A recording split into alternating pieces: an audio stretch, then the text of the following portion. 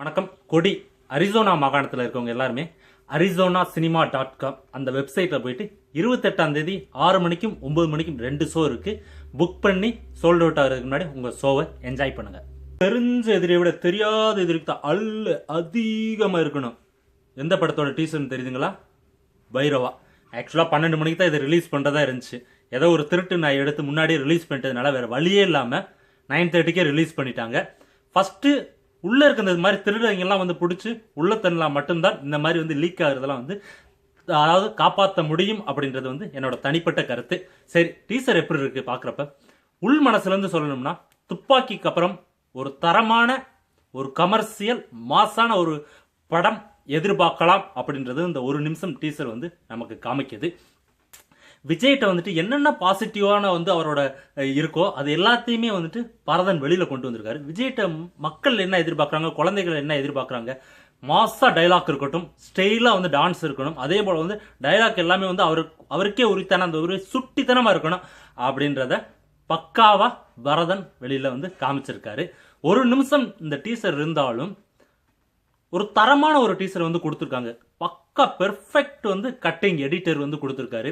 அதே போல் சுகுமாரோட camera work ஒரு நிமிஷமும் வந்து அவ்வளோ கலர்ஃபுல்லாக கண்ணில் வந்து தொட்டுக்கிற அளவுக்கு வந்துட்டு டீசர் வந்து கலர்ஃபுல்லாக இருந்துச்சு.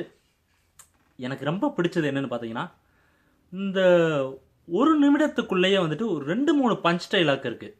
விளையாடலாமா அப்படின்றதா இருக்கட்டும், கடைசியில் வந்துட்டு பாக்ஸ் ஆஃபீஸில் நான் தான் கிங்கு அப்படின்னு சொல்கிற மாதிரி வந்து ஒரு சிம்பாலிக்காக சொல்கிறதா இருக்கட்டும், எல்லாமே தெளிவாக விஜயோட அதாவது அவரோட தரமான நின்று கம்பு சுற்றுற இடத்துல இருந்து சுத்த விட்டுருக்காரு பரதன். ஏன்னா ஏற்கனவே வந்து ஒரு தடவை வந்து ஒரு படத்தை எடுத்து பரதன் வந்து அடி வாங்கியிருக்காரு. அதனால இந்த செகண்ட் சான்ஸை கண்டிப்பாக தவற விடக்கூடாது அப்படின்றது வந்து குறிக்கோளாக இருந்திருக்குது மட்டும் தெரிகிறது. கீர்த்தி சுரேஷ் ரொம்ப அவங்களுக்கு வந்து எதையும் காமிக்கல, கொஞ்சம் தான் காமிச்சிருக்காங்க. இருந்தாலும் ரொம்ப அழகா இருக்காங்க. சந்தோஷ் நாராயணன் கமர்ஷியல் படத்துக்கு எவ்வளோதானப்பா வந்து கொடுக்க முடியும், மாசா கமர்ஷியல் படம்னா மாசா ஒரு பேக்ரவுண்ட் ஸ்கோர் கொடுக்கணும் அப்படின்னு சொல்லி கொடுத்துருக்காரு. ஓவராலாக இந்த டீசர் பார்க்குறப்ப திருப்தியான ஒரு டீசர் ரிலீஸ் பண்ணியிருக்காங்க.